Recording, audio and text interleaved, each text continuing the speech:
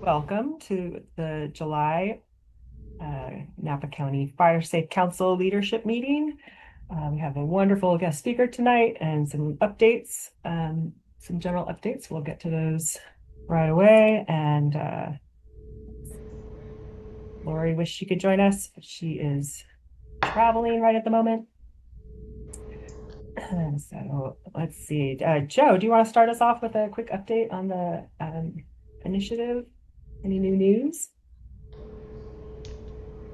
Yep, happy to cover that. So as many of you might have seen, our Safer Resilient Napa initiative was adopted unanimously by the Board of Supervisors. We secured all the signatures, and many of our volunteers at the Fire Safe Council level helped us to get those signatures. So the Board of Supervisors approved it to put it on the November ballot. So we are in a little bit of a quiet period right now. Most of the real campaigning will occur in August, September, October, with really September and October being the main months that will be driving a lot of the campaigning. So we're sort of raising funds for the campaign. We are continuing to secure endorsements for the campaign. And we're going to be standing up a couple of additional committees. So to the extent that folks are interested in helping with the campaign, we will need volunteers for canvassing and outreach and education and the sort of campaign work. We've got a committee that's set up for endorsements. We've got a committee that's set up for fundraising. So if people are interested in participating in the campaign, reach out. We'd be happy. We're going to need volunteers. We take nothing for granted, although we only need 50% plus one. This isn't the greatest environment to be asking people to increase their taxes. And a couple jurisdictions, there'll be some other initiatives that are on the ballot as well. So we're confident, but we are being cautious, and we know we're going to have to work really hard to get the voters' approval. We are doing a round of polling right now. Now that we have the 75 words that'll be on the ballot, and we have the our Measure B, the letter, we're doing another round of polling, and that will help to inform the actual communications and campaign strategy. Happy to answer any questions if people have them.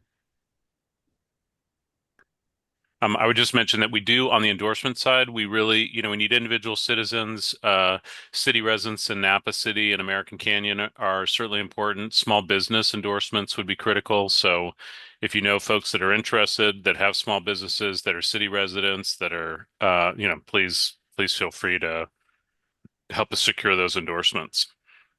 And thanks for all the work that everybody did, including you, Sherry, as it relates to just getting the word out about the signature gathering and things like that. Okay, we can move on, Yeah, sounds like. thank you. Thank you, Joe. Thank you. Yeah, we all know how much the funds are needed. So appreciate all your efforts. Mhm. Okay, and let's see. Just a real quick reminder, most of you've probably all gotten emails from myself or from Lori about the Firewise USA updates, and just time is flying by, so reporting season will be upon us before you know it in November. And we do have a new, if you're working on a new action plan for the year, we do have a compilation of plans from all the fire safe councils. So we've kind of cherry pick them and put them together so that you can go through those and choose your next 3 years of action plans. And for everyone else, take a look at this year's action plan, or for all of you actually, see how you're doing, and if there are more things you need to try to accomplish this year before November sneaks up on us, and start thinking about reporting hours and community engagement. And this slide is just a reminder that this is on your web page on our website. If you need to log volunteer hours, there's that orange box, and you can use that. You can do it as often as you like, and to update it while it's still fresh in your mind. And you can download certificates there, so you can refer people to that if they want a copy of their Firewise USA certificate.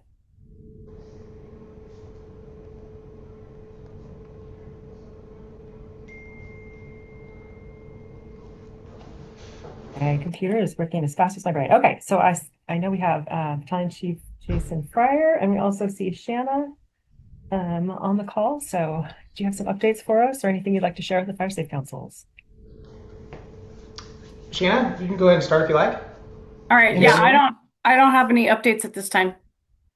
Okay, thank you. And for anyone who missed last month, Shanna Bagley is our new Napa County Fire Administrator. She's taken over for JR, who's moved on to another role. Thank you, and we're lucky to have you, Shanna. Thank you for joining the team. Um, so from my side of the house, we are now fully in full swing of fire season.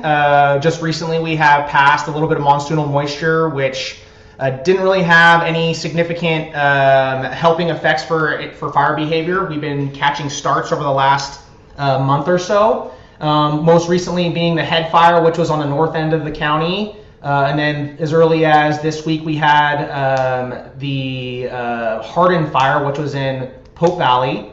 And then we also had a couple of small starts. We had one last night. But fires are occurring within Napa County, and we are fully staffed, and we're currently catching a lot of those as we're going along. We do have a couple of resources that were sent out of the unit, mostly up into the northern part of the state, due to some of the lightning activity that happened last week. But as of this afternoon, most of those resources are coming back into the county, and we are again back to full force. We just recently completed most of our prescribed fire season. We conducted a 250-acre burn in Spanish Valley, which was a success behind the Puta incident. So that was a breath of fresh air. And then moving forward, as of right now, we're looking for any projects that are currently being conducted, mostly pile construction, looking forward to some fall burns. But we're going to start to consolidate and categorize some of those projects so that we can start jumping on it when the weather starts to turn. On the administrative side of the house for us, under Deputy Chief Ryan Isham, who is currently in charge of community risk reduction, we're going to be hiring an assistant chief as well as a battalion chief under his part of the organization. That's going to help with oversight, building out the program, and hopefully increasing our capacity to mitigate fuels and continue what we have going on with all of our fire safe councils. But that's really all I have in a nutshell. Fantastic. Thank you, Jason. That's a lot. And yeah, it's been nice to see those fires hitting out quick. I know. Hey, Jason, just interrupting just quick. I live in Pope Valley and I was Yep. right on one of my neighbors were involved in a fire. I just want to say thank you guys. Great response. God, you had units all over the place within minutes. Anyway, thanks. Yep, our pleasure. That's what we're here for. I'm glad to do it. Yeah, thank you. And without further ado, we have a wonderful guest speaker we're so lucky to have joining us this evening. And I'm going to turn it over to Mike Wilson for the introduction.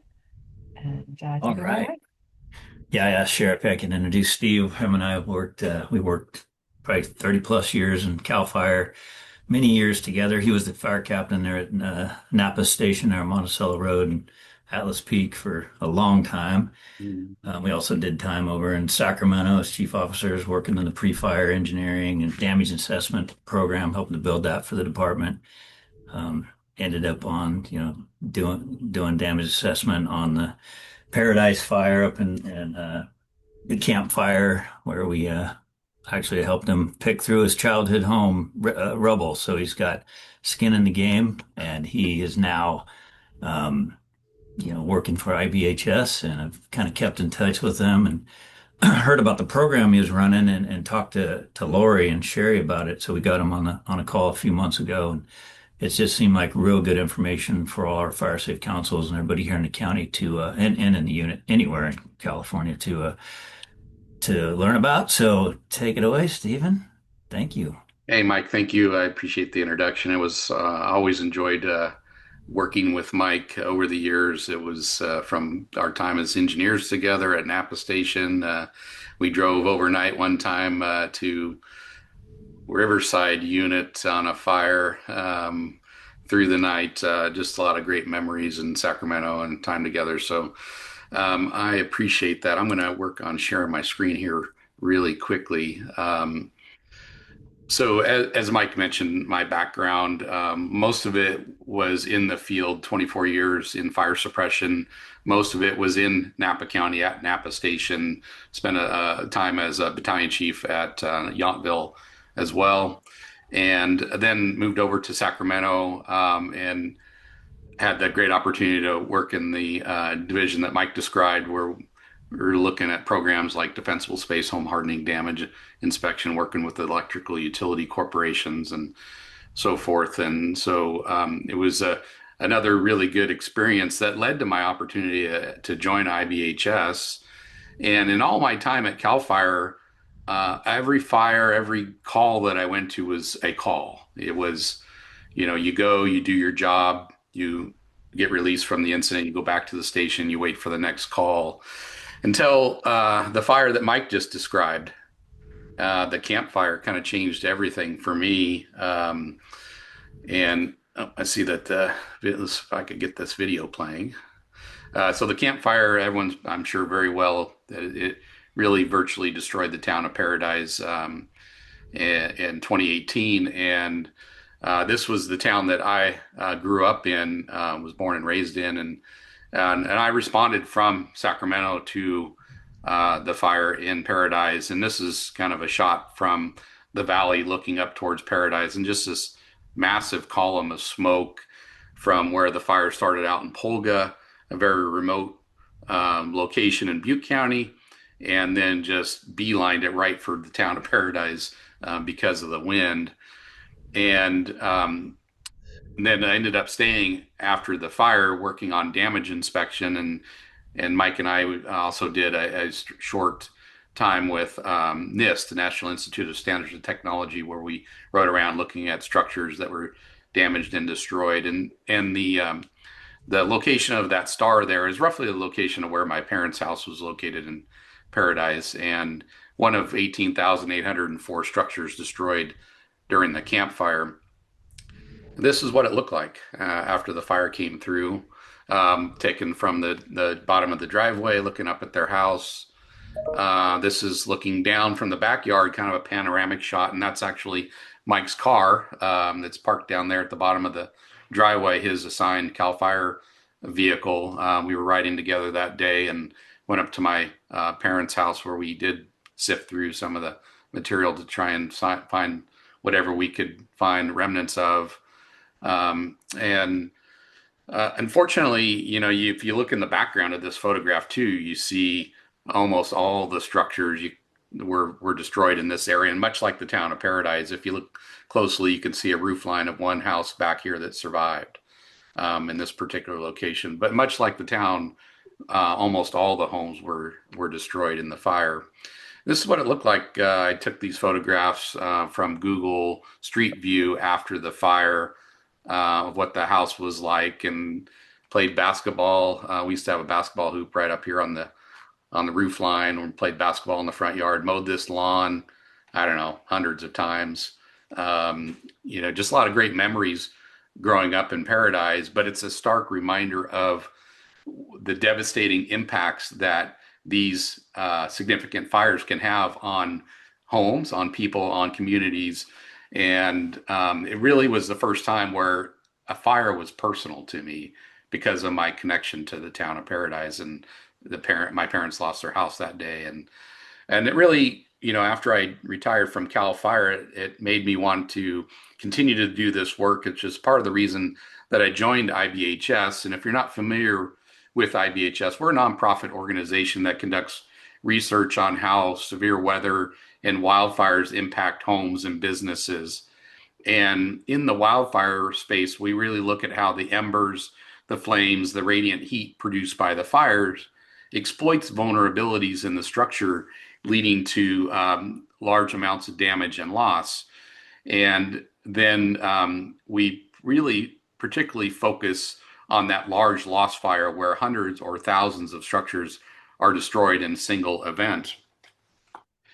And going back to the campfire picture in the background there, being the most destructive wildfire in California, we've had our top most destructive fires, 15 of them occur since 2015.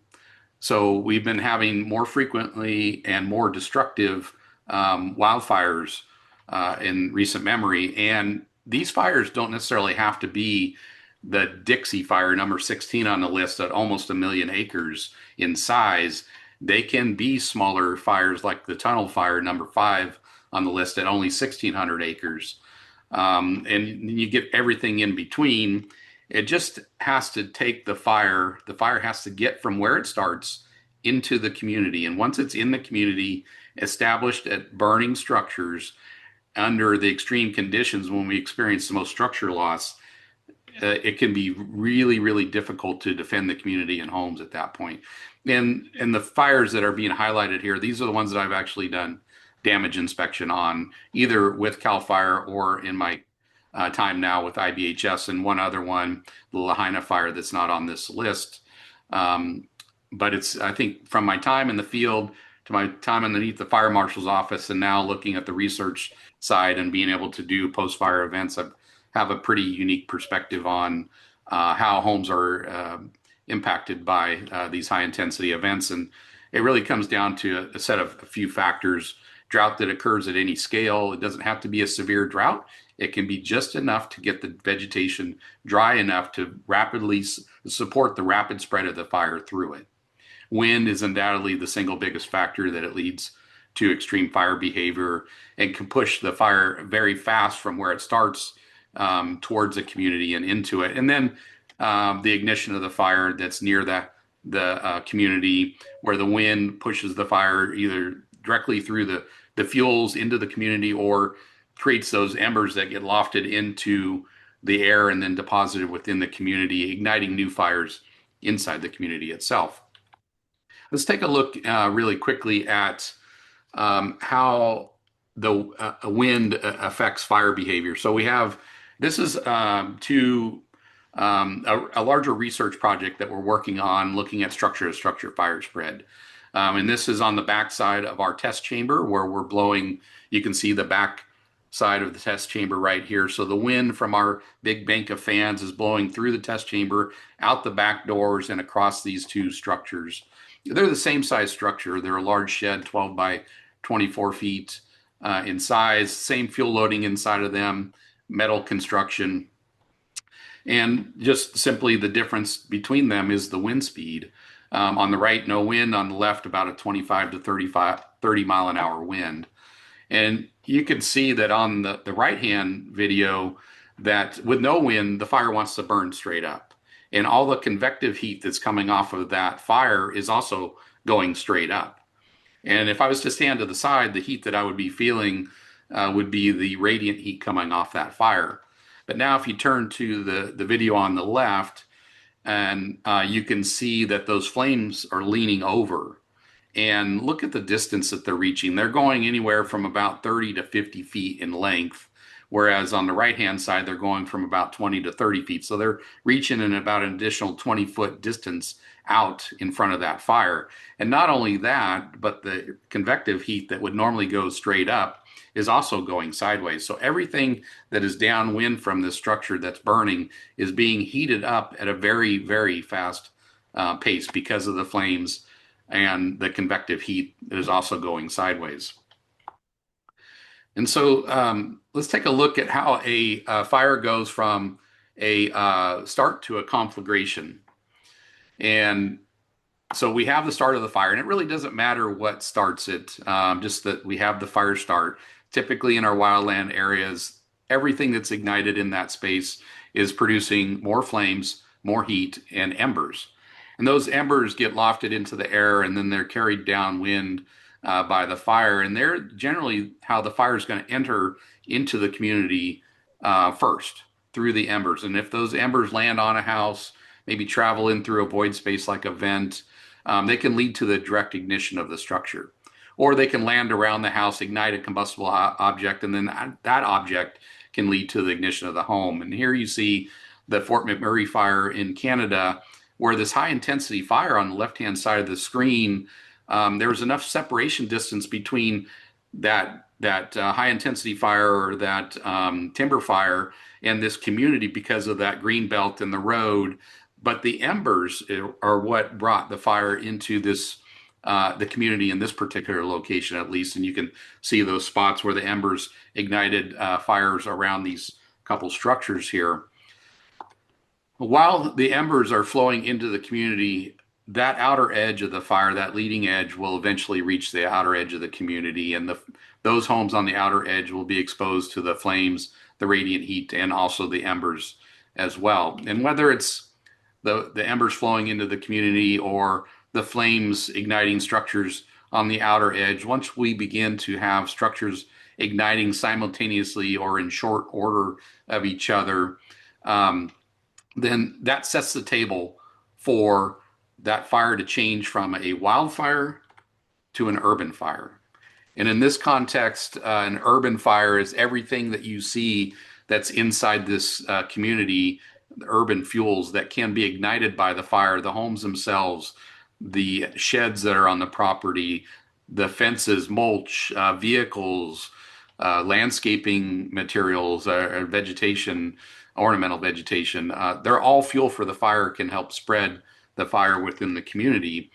And so at this point, how destructive that fire becomes depends on a set of three factors. And the first one is the structure density. So the closer the spacing the structures are to each other, that easier it is for one that's burning to directly lead to the ignition of the next one, particularly when it's downwind. If you go back to the two videos that I had up side by side just previously, illustrates that point. But the next one is the connective fuels, or all those urban fuels that we have on our properties and between our homes that allow for the fire to spread through a series of combustible objects, whether that's a house to a shed to a fence to the next house downwind. That's just that pathway that the fire can travel to get from one location to another. And then the last item is the materials that the homes are made out of themselves. The more use of combustible materials there are on the home, the more opportunity there is for the fire to exploit those materials, leading to its ignition and loss. So what you're seeing on the screen here is adapted from Jack Cohen's work and what he termed the disaster sequence for a community, where we have an ignition source underneath the extreme weather conditions with high winds. The fire enters into the community, begins to ignite structures, outpaces the fire suppression resources' ability to defend all those structures simultaneously. And it's worth pointing out that their primary focus at this point is life safety, of getting people out of harm's way, which diverts their attention from defending the structures. And the fire is then just free to spread from structure to structure and uncontrolled within the community. And that continues to happen until we see a significant reduction in the amount of the wind speed, at which point then fire suppression resources become more effective and aerial assets become more effective as well. So as we look at these four videos, the upper left is embers produced by the Eaton Fire. They're produced in mass during these high intensity fires, and they flow wherever the wind goes. And the wind can be very shifty within communities, and it only takes one of those with enough energy in it to ignite something combustible, which could be a house. In the upper left, we see the flames that were from the Palisades fire. And as I mentioned earlier, those flames will eventually reach into the community and can lead to ignition of homes as well. In the lower left, we have a really good example. This is a fire in Texas called the Balch Springs fire, of this connective fuel issue, or that pathway that the fire can take to travel from where it starts in the natural vegetation into the backyards of this community and then spread to the homes, leading to their loss. And this was a 35-acre grass fire under drought and high wind conditions that burned really quickly into these backyards, ignited these fences and sheds that were in the backyards here and other combustible items, and led to the loss of a number of structures and damage to a number of others.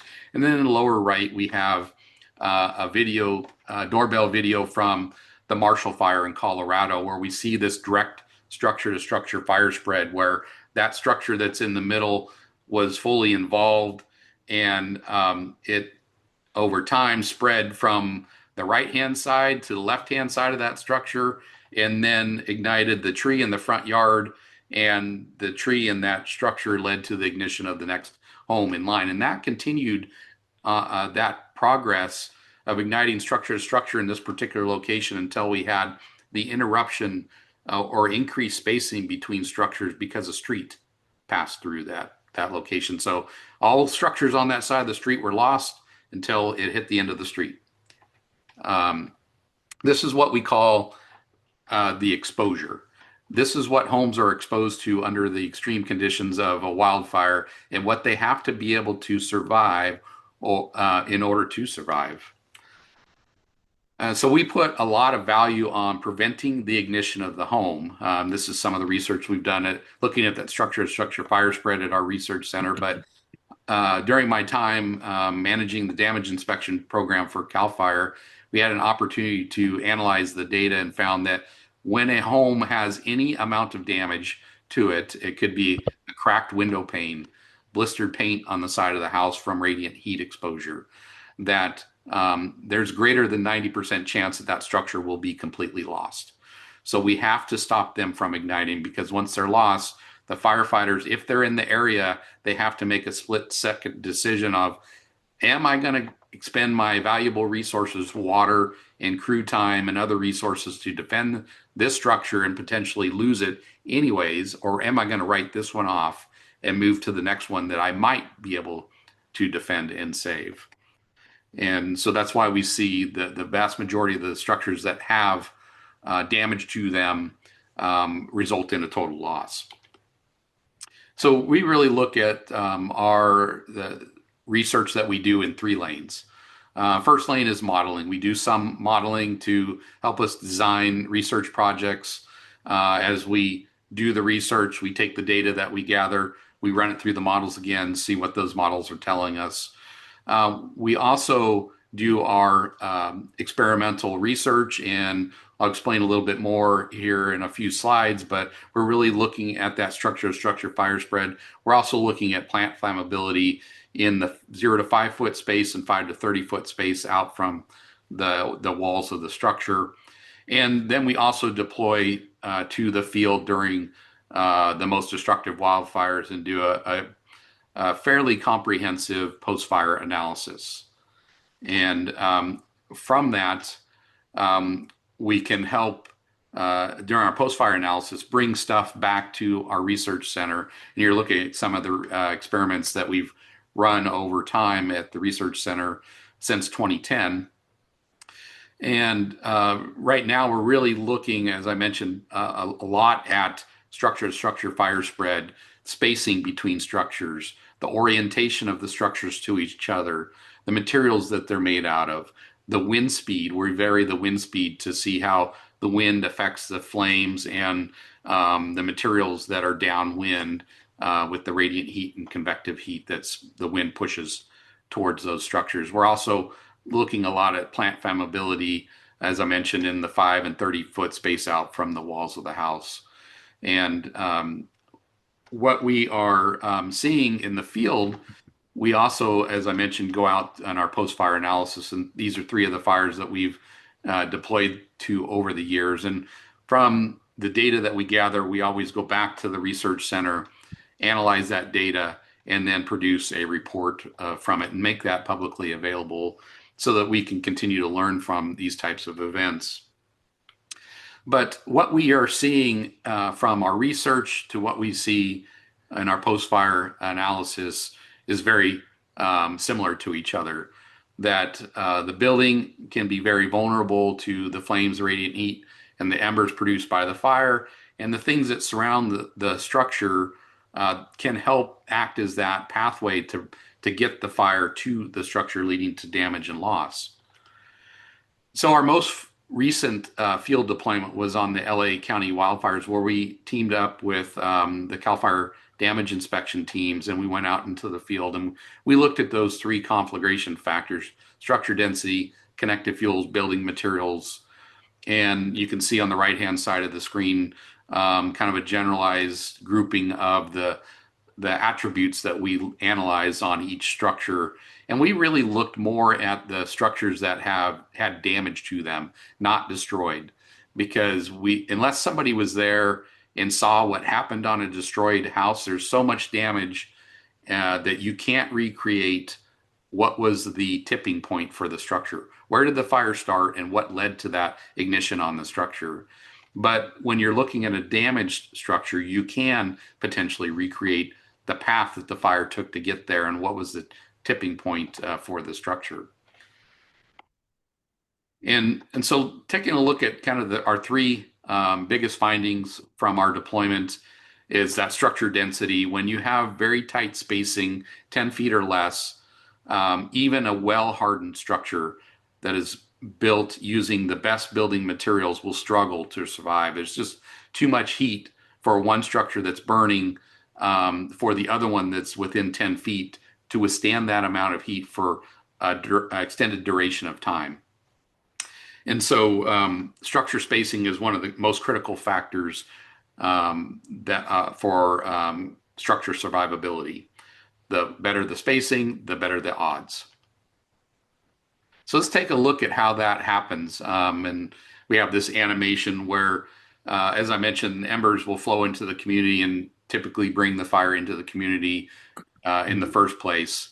And that can lead to the ignition of homes. And when the spacing is tight, then you get that structure-to-structure fire spread on this particular block. But as I mentioned on the Marshall fire, where we saw that video, we saw that structure-to-structure fire spread until we have a road intervene between one side of the street and the other that increased the distance from this last structure that was on fire and the first structure on the other side of the street. And the flames could no longer directly lead to the ignition of the structure in the opposite side of the street, the flames or the radiant heat. There was just too much space for that to occur. But the embers can certainly flow across the street, ignite the homes again, kicking off the conflagration on the next block. And so let's take a look at one of the CAL FIRE damage inspection maps. This is the Palisades fire. And we weren't in this particular location during our field deployment, but I looked at the map and I thought this was a good kind of analysis of this, where the spacing can really matter. So you see the red structures are all destroyed. The black structures have no damage to them. The green is affected damage, so cosmetic, non-structural damage like blistered pane, a cracked window, things of that nature. So we see across the street a lot of structures destroyed on either side, even on the same block of these four structures that we're going to take a little bit deeper look at here, that these were all destroyed. But as I measured the distance between them across the street was almost 100 feet to the north. To the west was about 88 feet. To the east on the same block, we're looking at 47 feet just to this detached garage here. And so there was enough spacing, and the general wind direction, I think, was upper left to lower right for the most part. But there was enough space so the flames and the radiant heat from all these homes that were burning around this little cluster of four here that survived could not ignite these homes. Now, certainly these homes were exposed to the embers from all these homes burning, but they were able to withstand that exposure. Now, I don't know. I wasn't there. Maybe there was fire engines parked in the driveway that defended these four homes. That's why they had a better chance and why they survived versus not. But regardless, if this first home in line had ignited, undoubtedly at 10 foot, 11 foot, and 10 foot from these next homes, these other three would have been lost as well. So preventing the ignition is really key because it also has a positive impact on all the structures around it. It's no longer going, or it's not going to produce flames, radiant heat, and help spread the fire within the community. And so this is a look at one of our structure fire burns that we're doing. This is an accessory dwelling unit we have that's on fire. We also have our target structure, the single family home downwind. And again, we're looking at that spacing, the materials that each of them is made of, the wind speed. We're looking at the the orientation of the structures. And we're teaming up with a number of organizations, and a big shout out to CAL FIRE that's helping to fund some of this research along with IBHS. And it's really, we're getting a lot of good data out of it that will help inform the future iterations of the California Building Code Part 7 and future developments. I know spacing is a premium, housing is a shortage, and so this doesn't always align well with wildfire mitigation, but we can really learn a lot from this research that we're undertaking. So moving on to the next finding, we looked at the space that surrounds the structures in front, on the sides, and in the back. And that 5-foot space, and then the next zone out, the 5 to 30-foot space. And we analyzed the amount of fuel coverage in each of those areas. And when I talk about fuel coverage, I go back to that definition that I mentioned earlier about the urban fuels. That's anything that's combustible, not just plants, mulch, fences, sheds, anything that's combustible that's in that space is factored into the percentage of fuel coverage.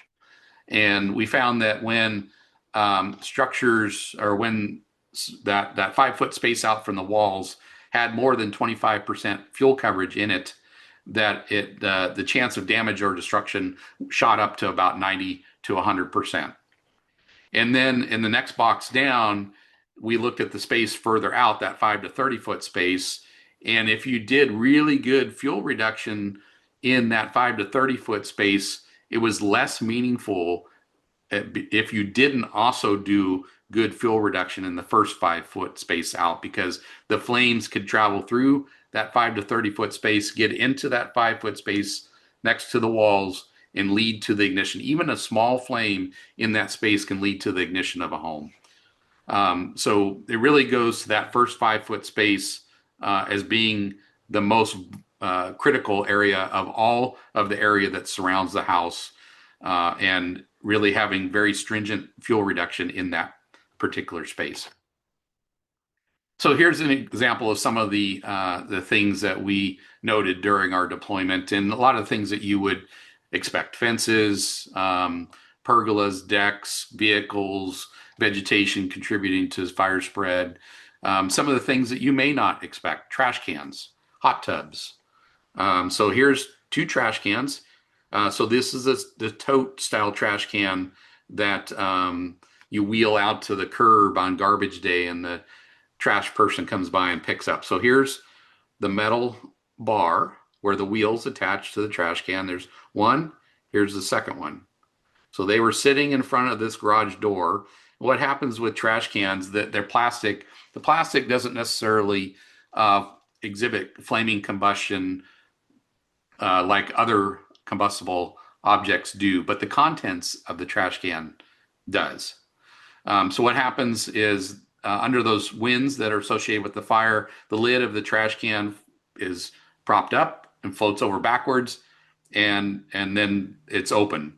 There's a big opening for embers to flow in to the trash can, ignite the contents of it, and if it's right next to the structure, it can lead to the ignition or damage, potential loss of that structure. In this next one over here, this is a hot tub that was sitting on a concrete pad out from the master bedroom. And it was about 5 feet from the front edge of the hot tub to the siding of the house.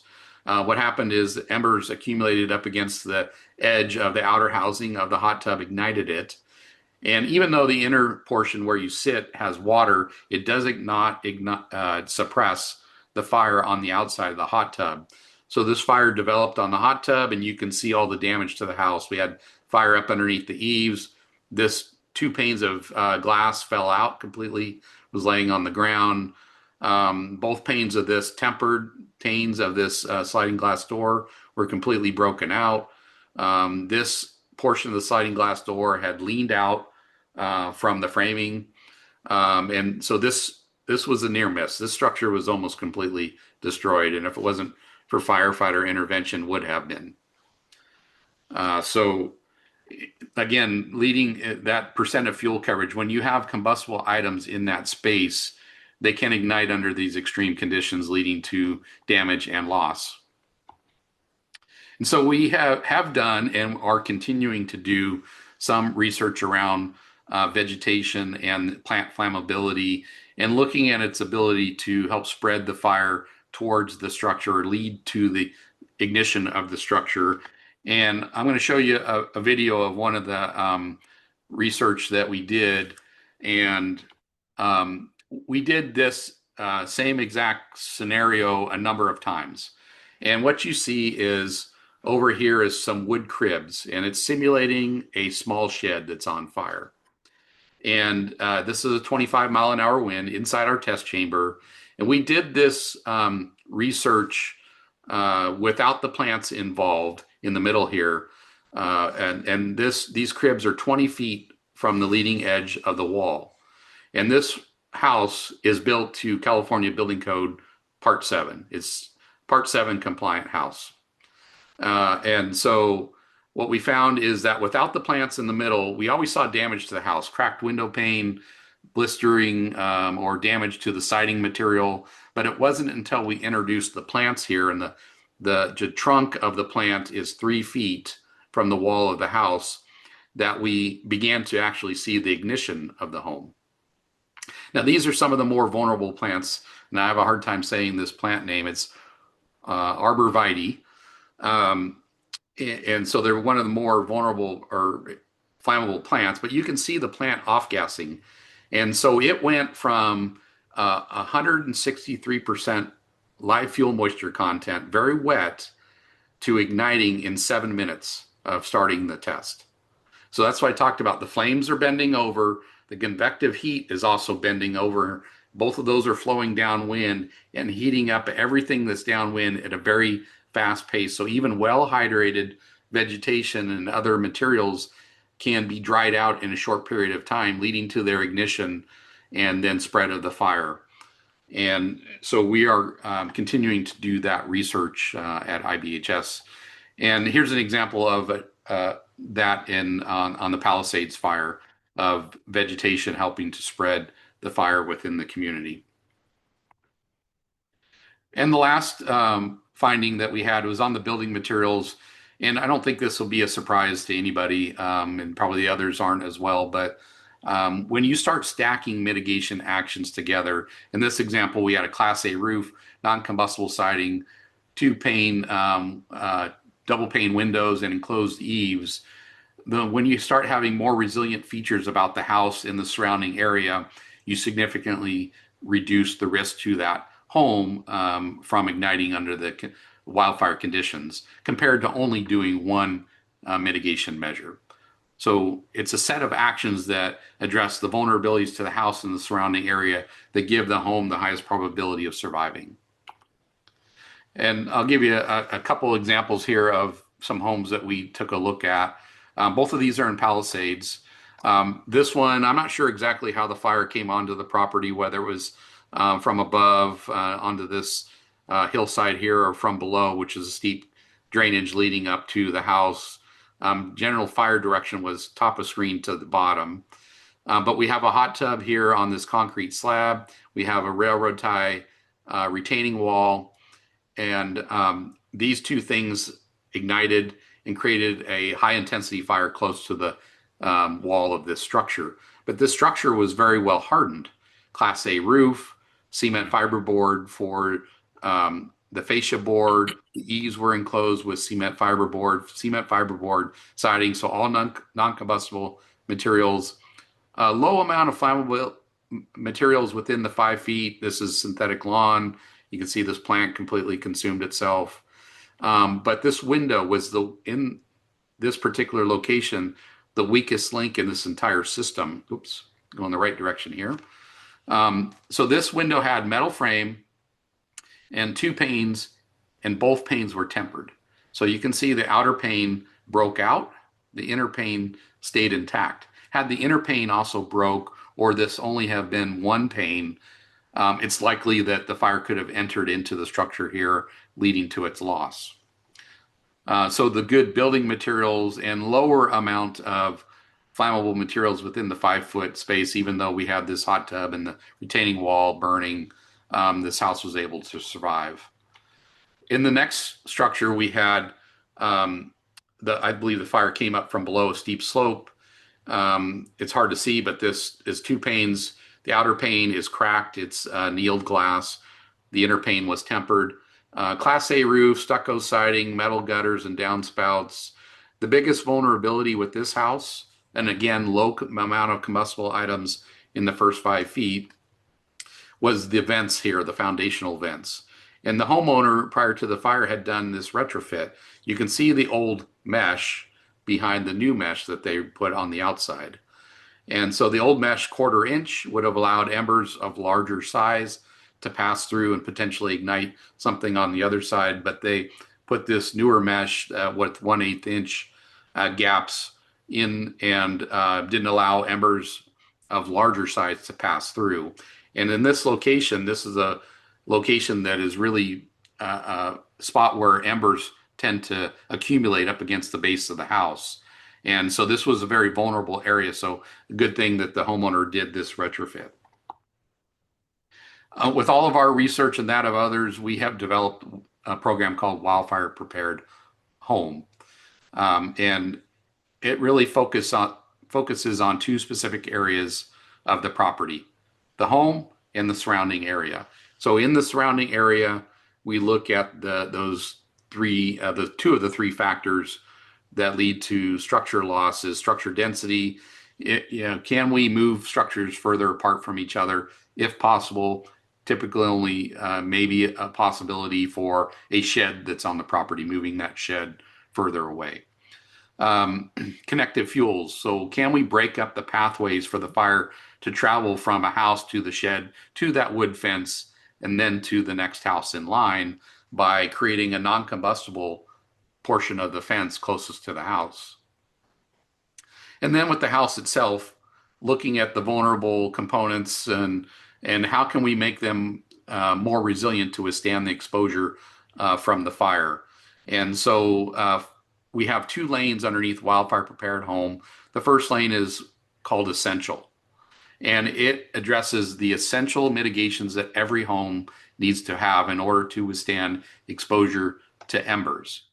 And it looks at those features of the home and surrounding area that are most vulnerable to the ember exposure. So we look at the roof, these vents, the gutters, the bottom 6 inches of the wall where it meets up with the ground where debris and embers can accumulate, and then going out from the walls of the house, particularly focusing on that first 5 feet, and then going a little further out and really significantly reducing those pathways for the fire to get to the house and having nothing combustible in that first 5 feet. And then the second lane adds on top of that. And I should say the first lane is a really good starting point for existing structures that may have been built decades ago. And in order for it to become more resilient, start with reducing the exposure to embers. For a new build or one that may be further along or wants to go the extra mile, then look at the enhanced mitigations, and that adds on protections from the flames and radiant heat from the fire, and looks at those other components of the structure, windows, siding, doors, eaves, that are more vulnerable to the flames and the radiant heat produced by the fire. And so if we compare our Wildfire Prepared Home Enhanced level to the California Building Code Part 7, we can see that they're, in most instances, very similar to each other. Class A fire rated roof, protection of eaves. One of the options under Part 7 is enclosing the eaves with non-combustible materials. Vents, flame and ember resistant vents. There are some slight differences with gutter covers, with exterior glass, and with decks. And then Part 7 doesn't address defensible space. That's under a different code section and regulation. But you can see that there's a lot of similarities, but under the Wildfire Prepared Home, we've incorporated the latest in research, and we have also, it meets the upper bounds of what Part 7 has to offer, as well as going above code in a few instances, like glass. Part 7, 2 panes, 1 tempered. Wildfire Prepared Home Enhanced, both panes have to be tempered. One of the questions we routinely get, besides insurance, is the cost of this. This is a study that we did in with one of our partners, Headwaters Economics, in looking at Altadena post-Eaton fire during the rebuild process. So, although we had two very similar high intensity and destructive fires in Southern California at the same time, the Palisades is in a very different position than Altadena after the event. Palisades is in an area where all those homes have to be rebuilt to Part 7 of the building code.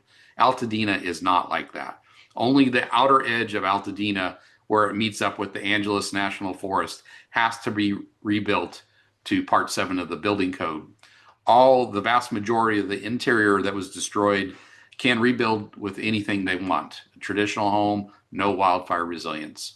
So we focused on this study on looking at a traditionally built home, one built to Part 7, one built to our, back then it was called base, now it's called essential, and one built to our plus, which is now enhanced level. And we looked at the components of the structure that are for wildfire resilience. We didn't look at the interior and all the things that don't matter for wildfire. We looked at the roof, eaves, exterior siding, and so on. And this does not include labor. This is just materials. So we found that it was about $60,000 for those components to rebuild the house with traditional construction. To rebuild it to Part 7 was an additional $13,000, and then with a little higher level of resilience, our wildfire prepared home enhanced was an additional $2,000. And if you spread that out over a 30-year mortgage, that's about $50 extra per month over a 30-year mortgage. So it's never going to be as cost effective or as easy to implement these measures as starting when it's brand new.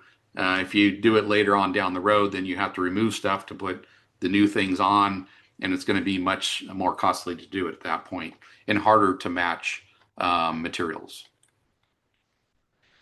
So if a homeowner is interested in wildfire prepared home designation from IBHS, we encourage them to go to our wildfireprepared.org website, download our how to prepare checklist, and print it off, walk outside, and make a checklist of their own, a to-do list of the areas where our requirements of the program diverge from their situation, and then work on mitigating those measures. When they're ready, they come back to the website, submit an application. It's a $125 cost. We will do an initial review to ensure it looks like they're taking the right measures and steps in wildfire resilience. We'll send out a third-party evaluator at that point who goes out and gathers information and the photographs that we need to do the final evaluation. And they upload that data into our system. That evaluator is not a wildfire mitigation specialist. They're not there to tell the homeowner what they need to do or how to do it. They're there simply to gather data. At that point, our staff will do an analysis, compare the data gathered, photographs to the standard, issue the designation if the standard has been met. The standard is good for 3 years, and at the 1 year and 2 year anniversary, there is an annual review process to make sure that wood mulch didn't go back in the 5 feet surrounding the house, that a wood shed wasn't put right up against the side of the house. It's just a maintenance thing, ensuring that the standard is maintained over that 3 year designation period. At the end of the 3 years, the designation expires, and to remain in the program, the homeowner would have to go through the process again, which should be a much easier process at that point since they've already been through it one time. So for our wildfire prepared home program, we started in California and we expanded out to Oregon and then Nevada and New Mexico, and then just recently this year to 10 additional states. So a total of 14 states. And I can say unequivocally, I've worked across most of these states now, and California far and away is ahead of everybody else in codes in the work that's being done, both at the landscape, community, and parcel level, in the retrofitting that's being done. Far and away, more work is being done in California. And to take a quote from Dr. Jack Cohen, who I consider one of the leading experts or godfathers, if you will, in this space of how homes ignite and are vulnerable to wildfires, that this is really a structure ignitability problem. We have too many structures that are vulnerable to a wildfire. We're going to have wildfires. We can never prevent them all. Some of them are going to burn under the extreme conditions, enter into communities. But we can absolutely do something to prepare homes and communities for these wildfires. They don't always have to lead to mass structure loss. So if we can start reducing the risk around homes, we can reduce them from igniting, and then we can reduce the likelihood that they will turn into that conflagration fire. And when we can increase the survivability of homes and communities, then we're going to have a direct impact on that second question that we typically get about insurability. This is fundamentally a structure ignitability problem that has created an insurability problem. And we need to address structure ignitability problem in order to address the insurability issue. We do have a number of resources that are available on our website, from our technical standard for the wildfire prepared home, as well as our two other programs, Wildfire Prepared Multifamily and Neighborhood. We have that How to Prepare My Home checklist. We have a tutorial video series that steps you through each of the components of the roof and the vulnerabilities to the roof, and what the right mitigation measure and all the different components of the structure. So a number of resources available there. And if you're interested in the reports that we produce from our deployment to the LA wildfires, you can scan the QR code, or they're also available on our website. And with that, I'm going to turn it back over to you, and we can go to any questions, and I'll stop sharing my screen.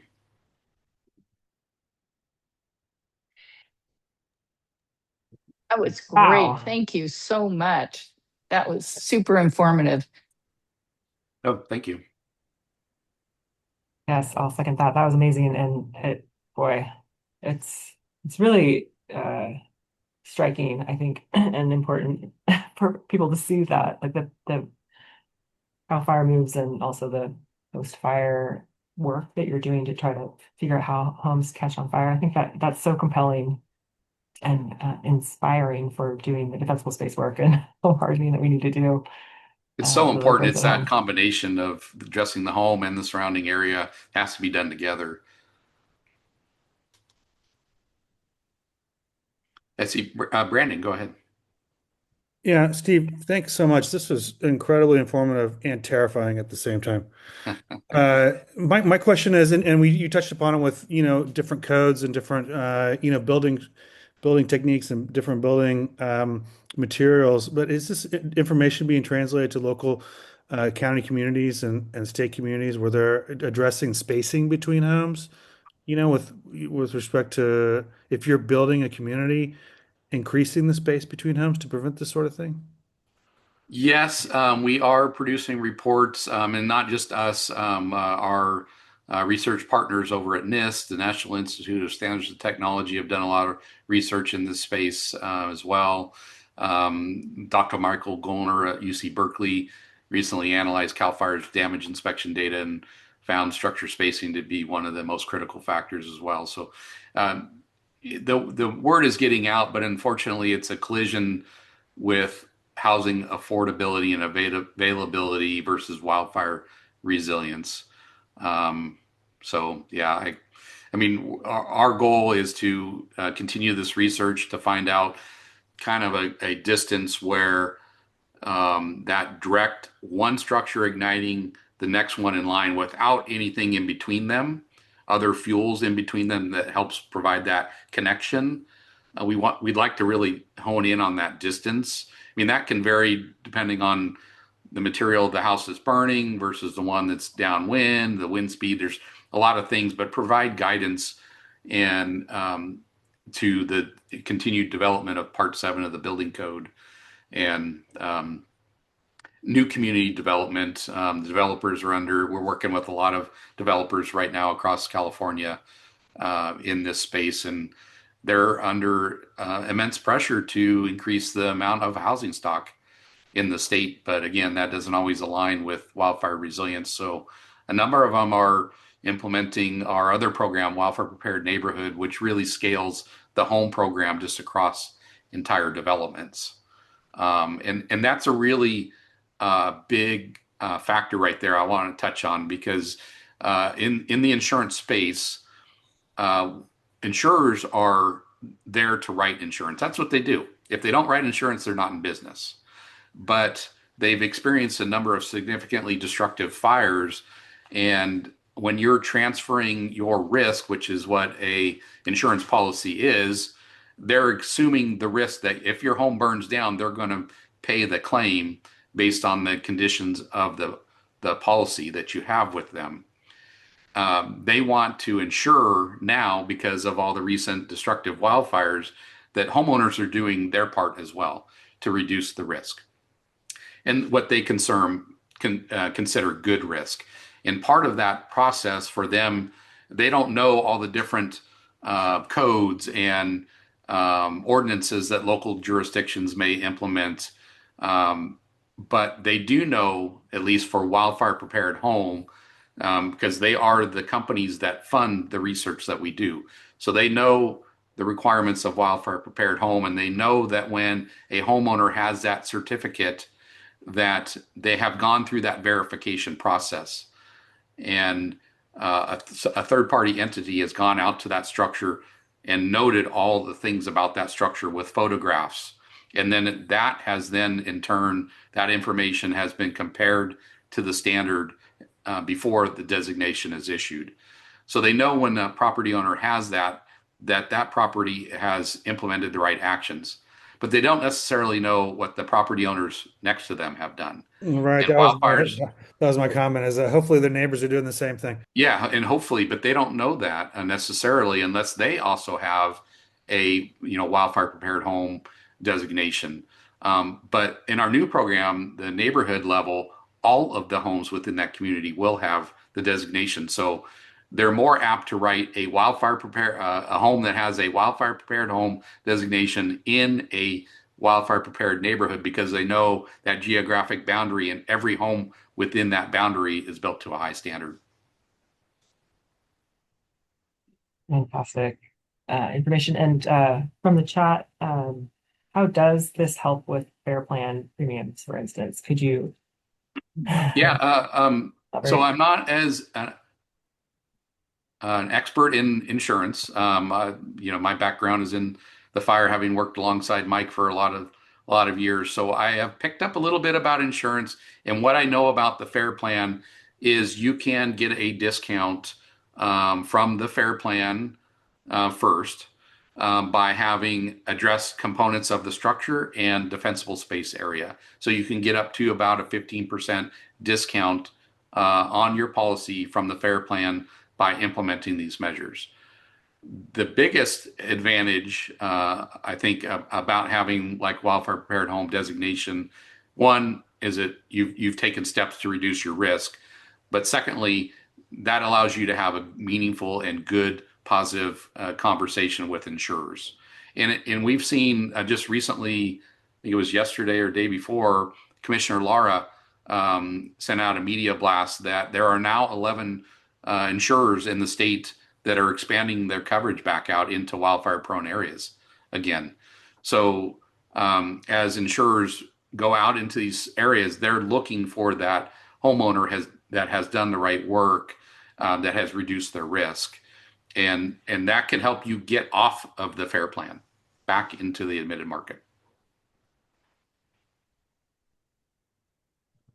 Hey, Steve, when folks get the designation for their particular home, can they opt in with you guys to allow you to share where these homes are? So, fire safe councils or others can use them as good examples, or is that data pretty pretty locked down. We don't make the data publicly available, Yeah. but it is available to our member companies. So about 80% of the property and casualty insurers across the country are our members, about 50% of the commercial lines of insurers. And then we have reinsurers and also the risk modeling companies like Verisk and Cotality that are also insurers. So they have access to that data, not the full set of data. They don't necessarily know what your windows are made out of or your door or what type of roof you have. They know that this property has a designation, and if they don't see it, then they would also know that it doesn't. So, but they don't have access to the underlying data behind that.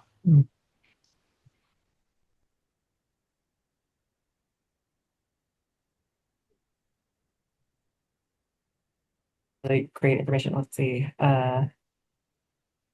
Yes, I believe this is recorded this time. I think we've successfully banned the gremlins for now from Zoom, and we'll be posting this tonight or tomorrow morning on our YouTube channel. I'll send out a link tomorrow with the information and links. And Steve, I don't know that it's possible to share your slides or not, or if there's anything Yeah, else I you'd can like turn it us to into share.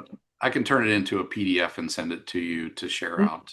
That'd be amazing. Thank you. Yeah, I'm happy to do that. And if you have further questions, something that comes up after this meeting, feel free to reach out to me. I can definitely be a resource for you, and happy to do it in the area that I used to work. Thank you. It's so informative and really inspiring. We may have to ask you back for a larger audience. Yeah. Everyone in Napa County, ideally. And Lon passed on excellent presentation. The importance of the 0 to 5 foot clearance and lessening structure to structure spread is clear. And the benefit to preventing structure to structure spread in isolated structure fire situation, especially under windy conditions. So Yeah, that wind is when you have a windy day. I mean, and the drought adds to it for sure with the dry fuels that accompany a drought situation. But that wind is such a huge factor. And we saw in the Tubbs fire, the fire started in Calistoga and burned quickly over the hill into Santa Rosa. And it wasn't until the wind stopped that the fire stopped progressing into the Coffee Park area. That wind is just, it does incredible things, unfortunately, to a wildfire. fine. And just be mindful of time. It is 11 past 6. So I know some people have had to jump off already, but if there are any more questions, I think I hate to let you go without anyone asking. I just wanted to add, as the person that not only drafts our defensible space ordinance, but I do enforcement not only for the fire hazard abatement, but for the debris removal after a fire. This information is critical, I think, for people can read the ordinance, they can look at the guidelines. It doesn't really mean anything until either it's happened to them or they see the information, Steve, that you've presented, just to see it, what it really means to have that zone 0 and to have that defensible space. So thank you very much for making this sort of more of a digestible message. Yeah, and that zone 0, I've gone away from calling it something because I operate in so many states. In other states, it's called zone 1, ember resistant zone, immediate zone. So I've just gone to the spacing. But it is, if you've been looking at the Board of Forestry's work on developing out the regulation, it's been a really contentious discussions around the development of that regulation and fire safety versus heat island effects and biodiversity and other things. And so there's been some really good discussions about it. And I don't envy the Board of Forestry and having to do that. It's not an easy process. I've been to every single one of those meetings and sat through the entire meeting. So it's very difficult. But I can tell you firsthand experience from a firefighter to post-fire analysis to research that 5 foot space is absolutely critical.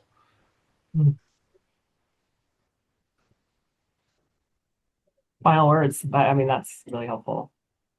It is a hard sell in a lot of ways, but I think Yeah, it is. And I hard work. knew, I mean, when AB 3074 passed, I think, Mike, you were still at the office maybe at that time. We analyzed that bill for the department. And I said back then, this is going to be contentious and it will not be decided by science. And this regulation is not being decided by science. Politics are heavily playing into it. And it's not going to be popular. People aren't going to understand it. In 1965, the original 4291 went into place. And we're, what, 70 or so years later now. And I guess my math is way off, 62 years later.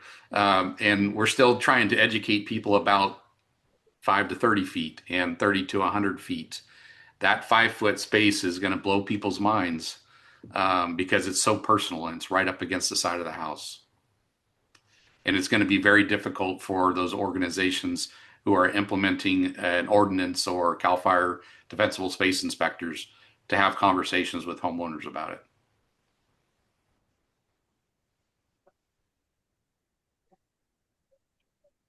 Very eye-opening presentation. Thank you. Thank you. You're welcome. Hopefully you keep failing at retirement, Steve, like me. Keep up the good work. For a few years at least. Yeah. A few more years. Yeah.